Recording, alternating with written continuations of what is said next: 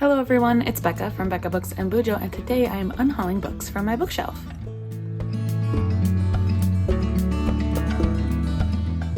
I think I have 40 plus books on my shelves that I decided to get rid of. There's a variety of categories as to why I got rid of them. I'll go through a little bit as to why I got rid of them, but I want to kind of go through them quickly because I want to get them on Pango and off of my shelves. If you happen to see a book that you are interested in that I am unhauling, there's a good chance that it is on my Pango bookshop. So I will link my Pango shop down below for you to peruse if you so choose. Anyway, these first two that I'm unhauling, I tried to read this year and ended up DNFing them. So the first is Something Borrowed by Emily Giffin. Didn't like the cheating storyline in this one. And the next one I'm unhauling is The Lowland by Jhumpa Lahiri. This one was just too slow for me. I thought I'd enjoy it. A story about two brothers in India, but too slow. Couldn't get into it. The next stack, let me get it. This stack is all books that I've read and decided to get rid of for one reason or another. I may have already unhauled some of these, so sorry if you're seeing these twice in an unhaul, but I just couldn't remember. So the first is Charlie St. Cloud by Ben Sherwood. This is a book I read in high school, loved the movie, obviously love Zac Efron on this cover, but it's just not a book I would ever reread. As you can see here, there will be a lot of romance that I decided to get rid of. This one is called Finishing Becca by Anne Rinaldi. This is a book I read for my Reading Rebecca books last year for my birthday, and it was fine, but just not enough to keep and reread again. So getting rid of that. A lot of these mass market paperbacks, I think I'll probably just put in a free little library somewhere. Anyway, another mass market, Dear John by Nicholas Sparks. And actually, I have lots of Nicholas Sparks books I'm gonna get rid of. The Last Song, The Choice, The Lucky One. Let's see. Oh my goodness, I'm getting rid of a lot. Safe Haven, and A Walk to Remember. These were just nostalgic books for me. I loved them in high school, but I just, I know the storylines. I don't think I'd read them again. I haven't really picked up anything that Nicholas Sparks has written since some of these big hits, and I don't think I will. So some of these will just probably end up in free little libraries in my area. Another romance, Water for Elephants. Should I get rid of this? Maybe I shouldn't. Maybe I'm gonna keep this. I read this book so quickly because my friends were going to the movie when it came out. And now that I'm looking at it, and I heard someone recently talk about it on their BookTube channel, maybe I should keep it. This isn't going in the maybe pile. I think I have unhauled this before, but The Girl with the Dragon Tattoo. Later on, I have the second and third in the series that I'm unhauling, but I just didn't like this mystery. That's by Stieg Larsson. I'm getting rid of my copy of Night by Elie Wiesel because my dad, if you saw my haul last week or whenever I posted it, he gave me a new copy of Night by Elie Wiesel. So this one is water damaged and old and small, and so I have a nice new copy to add to my shelves, and I will put this in a free little library for someone else to enjoy. I'm gonna get rid of One Italian Summer by Rebecca Searle. This just wasn't for me, and I know it hits a lot of people, which is great for them, but it just didn't work for me. So this one will be going on Pango, I think. And another one for Pango is The Inheritance of Orquídea Divina by Zoraida Cordova. This one, again, it was fine, but just not one I will ever revisit, and one I don't want taking up valuable shelf space. Okay, the next huge stack, like probably 20 plus books, are ones that I never even gave a chance to, and ones that I just don't think I want to give a chance to. I don't want to be harsh, but I want to have books on my shelves that I actually want to read, and these ones I felt like wouldn't make the cut. So let me grab them. Okay, first stack. We've got Montana 1948 by Larry Watson. I don't know why I have it. Maybe because it's blurb by Louise Erdrich on the front, but I don't want to read it. Then we have this terrible looking copy of Lake Wobegon Days by Garrison Keillor. My dad gave us his copy. This isn't my husband's book, more so, and we're gonna put this one in a free little library. I'll probably just take off the dust jacket too because ugh, that is damaged. Sophie Kinsella, Can You Keep a Secret? Just another romance that I don't think I would get to. This one is Cutting for Stone by Abraham Verghese. I see that this is a national bestseller and the story is interesting, but I just don't ever think I would take time to read this 600 plus page book. Holy smokes, that's huge. We've got another Nicholas Sparks that I didn't read, The Guardian, but I won't read. This is by Laura McBride, We Are Called to Rise. I think it's contemporary.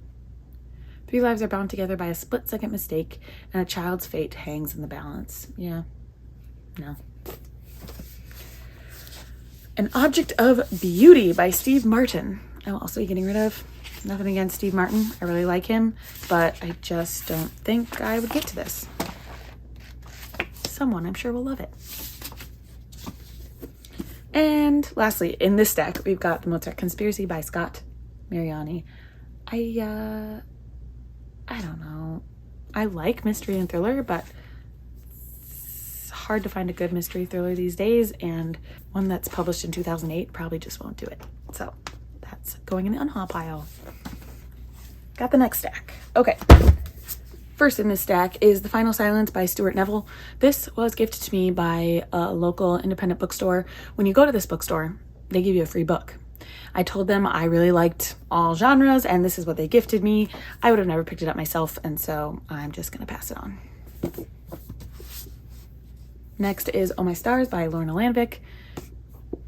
I don't know, I have never tried Lorna Landvik. I know my mom really likes Lorna Landvik, but I just don't feel like I need to give it a try. I feel so bad saying this about these books. I'm sure that these books have a time and place for someone in the world, but just not for me with the books that I have on my shelves that I want to prioritize. Okay, the next one is The Ice Cream Queen of Orchard Street. It's hard for me to get rid of this because I love ice cream and I think of myself as an ice cream queen, but I don't know. It doesn't scream to me. Huh. Ice cream for ice cream. Doesn't scream for ice cream of Ice Cream Queen of Orchard Street. These two are hard because I feel like these are the longest book, or the longest I've had these books on my shelves the longest. So this is The Paris Wife by Paula McLean and The Aviator's Wife by Melanie Benjamin. The Paris Wife, I believe, is about F. Scott Fitzgerald's wife. Oh no, Ernest Hemingway's wife. Kind of cool, but I'm gonna pass. And The Aviator's Wife is about Charles Lindbergh's wife. I don't know. I like historical fiction, but there are more current historical fiction that I like to get to.